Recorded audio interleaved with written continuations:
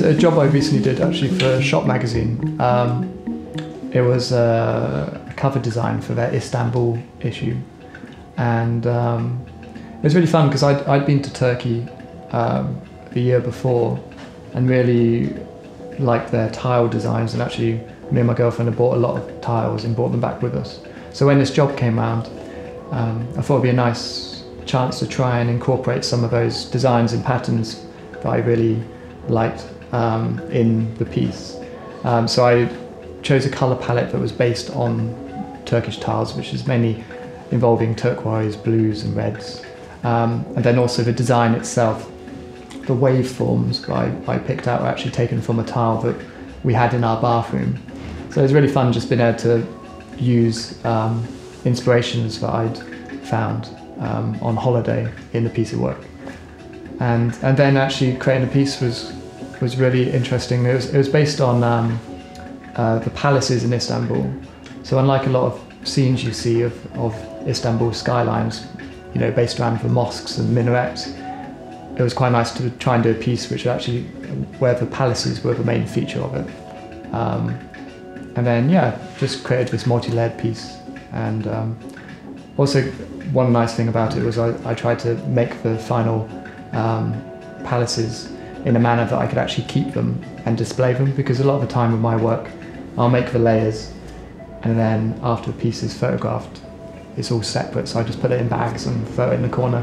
So it's quite nice actually having these final pieces I could frame and put on the wall, and recently showed them in an exhibition I had in Haggerston, which is exciting.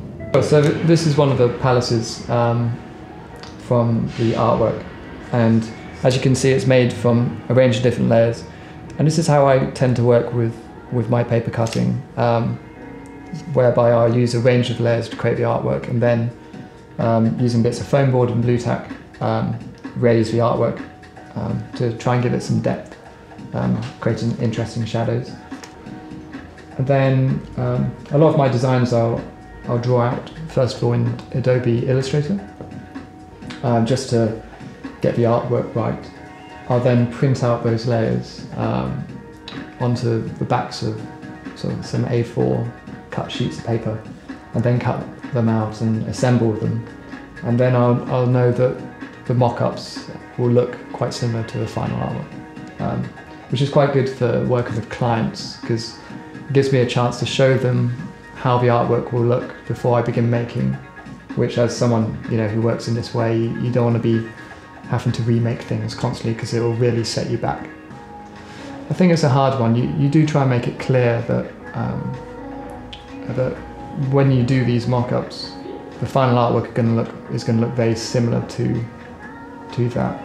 But I don't think, maybe sometimes it's lost in translation, and so you show them the final piece, and then there's a bit of a uproar. They're sort of a bit worried about why it's gone down this route. So I try as much as possible to do a lot of planning before making, just to save everyone time, especially because deadlines tend to be quite tight.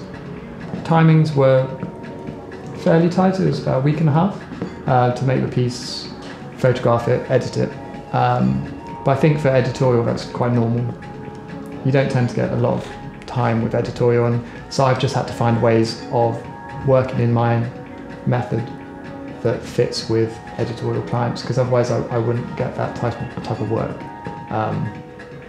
And so it's important for me just to shape my work and my working method so that it fits with different clients.